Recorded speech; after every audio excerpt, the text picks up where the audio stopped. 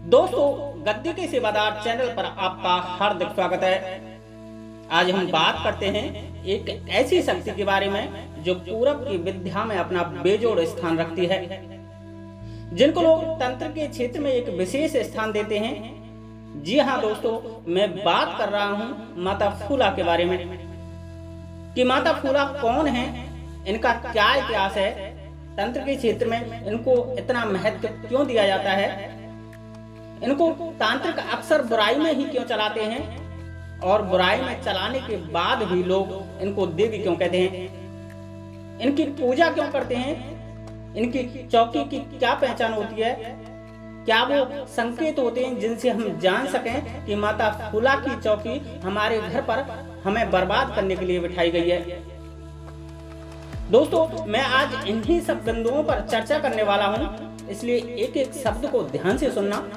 तथा पहली बार मेरे चैनल पर आए हो तो गद्दी के सेवादार चैनल को सब्सक्राइब जरूर कर लेना। दोस्तों, माता फूला परिहार जाति की थी और इनका जन्म गांव मनसा नगरा में हुआ था, जो उत्तर प्रदेश राज्य के बरेली मंडल के जनपद बदायूं जिले की दातागंज तहसील में पड़ता है। यह दातागंज तहसील से 30 किलोमीटर दूरी पर स्थित है और वहीं इनके निकटवर्ती गांव खेड़ा जलालपुर में इनकी ससुराल थी,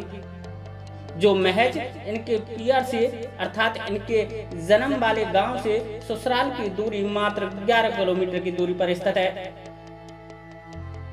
अब यदि तुम्हें इनका जन्म लेने वाला गांव देखना है तो गांव मनसा नगरा, व ससुराल जाना है तो गांव खेड़ा जलालपुर जाना पड़ेगा और इन दोनों ही गांव के बीच की दूरी महज 11 किलोमीटर है। माता फूला का मुख्य मंदिर इनकी ससुराल गांव खेड़ा जलालपुर में स्थित है, जहां पर चैत्र व कार्तिक मास के नवरात्रों में विशाल मेले का आयोजन किया जाता है। पूरे भारतवर्ष से लोग यहां मन्नत मांगने आया करते हैं। वहीं भगत तांत्रिक लोग मंदिर परिसर के बाहर बैठकर लोगों के भूत प्रेत ऊपरी बाधा हटाने का कार्य किया करते हैं और माता फूला की चौकी किसी पर यदि बिठाई गई है तो उसे हटाने का प्रयत्न करते हैं। बताया जाता है कि यदि किसी की कुलदेवी का बंधन किसी ने कर दिया है, आप माता फूला के मंदिर में अर्जी लगा दीजिए, आपकी कुलदेवी तुरंत खुल जाएगी, क्योंकि माता फूला के साथ इनकी चौकी में वे सभी देवता चलते हैं जिनको तांत्रिक लोग अक्सर बुराई में छोड़ते हैं, जिनमें जो प्रमुख हैं वह हैं माता खादरा वाली कालका, बाबा बुलाकी मसान, माता फूला व उनके दोनों बेटे रमजिया व सुंदरा, मिलकिया देव, जखरिया देव, तुलसिया खबीस, काला देव, जेवर वाली मसानी, बॉम्बे खबीस, गुरुदेव गुमानी, कमाल खां सैयद, माता वसंती एवं माता मरघट कालका इनकी चौकी में चलती हैं तथा उस गांव के समस्त नकारात्मक शक्ति इनके साथ होकर माता फूला की पैरवी करती है।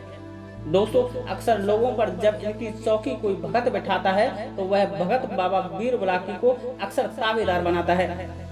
क्योंकि बाबा वीर बुलाकी एक सिद्धधारी मसान है जो गुरु पद पर अपना स्थान रखते हैं।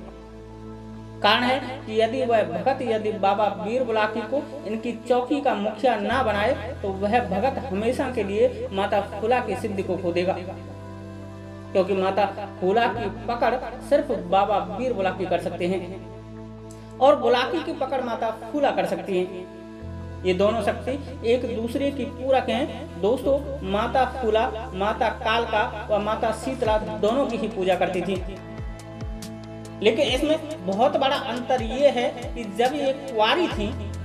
तो इनके गांव मनसा नगरा में स्थित इनके घर के आगे एक नीम का पेड़ था, जिस पर ये विधिवत जल चढ़ाया करती थी, जिसके कारण इनको शीतला की सिद्धि प्राप्त हो गई, लेकिन ये उस सिद्धि से बेखबर थी। वहीं जब इनकी शादी निकटवर्ती गांव खेड़ा जलालपुर में गोरा माँ के यहाँ उनके पुत्र चंदू भगत से हुआ, माता फूला देवी के पति चंदू भगत माता खादरा वाली कालका के भगत थे और गाजी मियाँ बादशाह के सेनापति बड़े पुरख की सेना में शामिल थे, अर्थात ये फौजी थे। बड़े पुरख और चंदू भगत के बीच मित्रता थी, क्योंकि दोनों ही धार्मिक विचारधारा व दिव्य दृष्टि एवं तंत्र में रुचि रखते थे। दोस्तों, गाजी मियां बादशाह ने शुरू में शासन सही किया,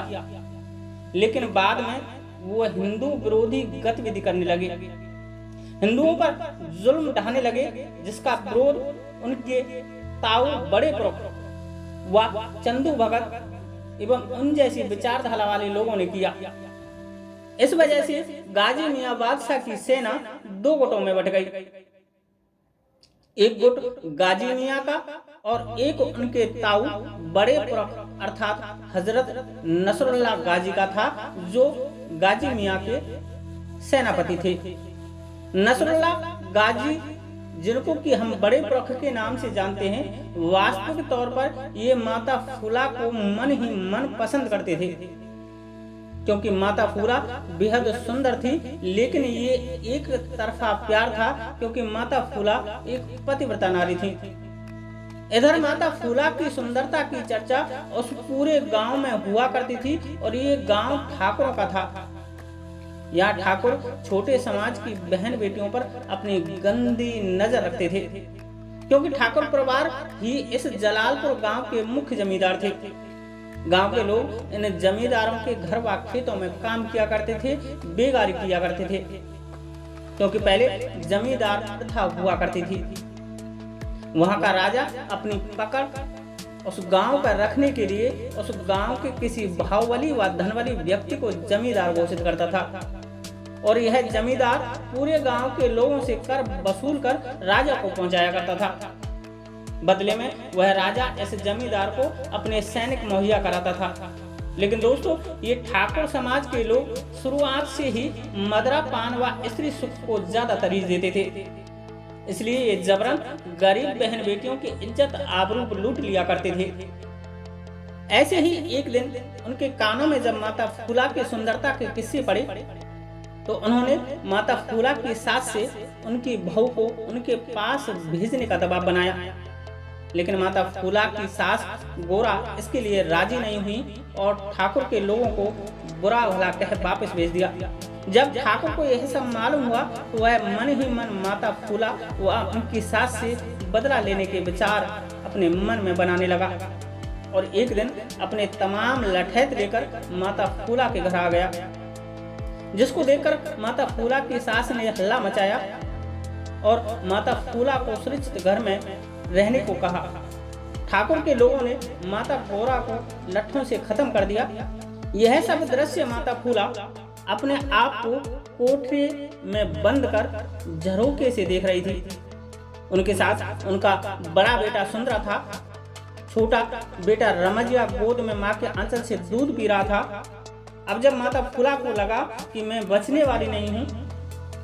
और मेरी इज्जत आबरू लुटने वाली है, तो उन्होंने माता खदरा वाली कालका को याद किया और कहा कि हे माँ, यदि मैंने तेरी भक्ति सच्चे मन से की है और मैं पूर्ण पतिव्रता हूँ, तो कोई भी पापी इस शरीर को छू ना पाए,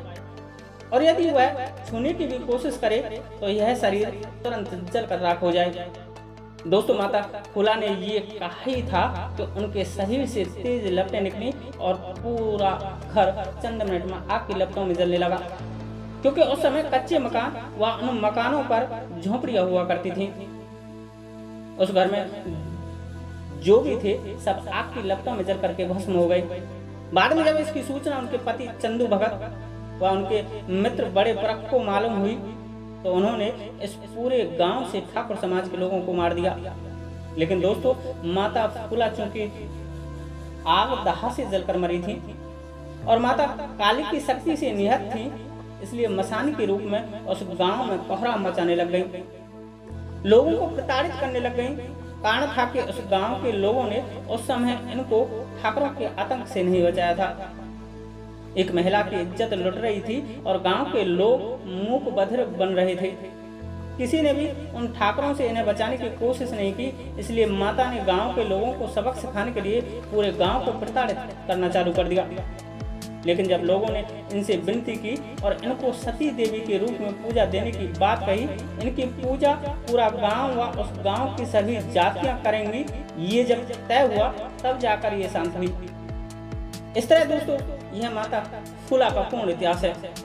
यह तो था दोस्तों इस वीडियो का पहला भाग। वहीं दूसरा भाग मैं आपको बताऊंगा कि तंत्र क्षेत्र में इनका क्या महत्व है, इनको तांत्रिक अक्सर बुराई में क्यों चलाते हैं, इनकी चौकी आपके घर पर बिठा दी गई है तो आपको पता कैसे लगेगा, अर्थात इनकी चौकी होने के क्या संकेत होते हैं, इनकी चौकी को कैसे शांत किया जा सकता है, कौन सी देवी से इनको बिठाया जाता है और कौन सी देवी से इनको हटाया जाता है, बाबा बीरबला की मसान से इनका क्या संबंध है, तथा क्यों इनको छोटा मोटा तांत्रिक हटा नहीं पाता। वहीं बिना भगत तांत्रिक के इनको हमें अपने घर से कैसे शांत करें। इन सब बातों को यदि तुम जानना चाहते हो तो वीडियो का दूसरा भाग देखना ना भूलें। वहीं मेरे द्वारा दी गई जानकारी आपको अच्छी लगी हो तो वीडियो को लाइक करें, शेयर करें, कमेंट्स करें और ग्रामीण तंत्र व देसी भक्ताई द्वारा भूत प्रेत व ऊपरी बाधा से छुटकारा पाने के लिए इस निःशुल्क गद्दी की सेवादार चैनल को सब्सक्राइब करना ना भूलें। जय श्री राधे, जय श्री कृष्णा, जय माता की, जय गद्दी के सेवादार की।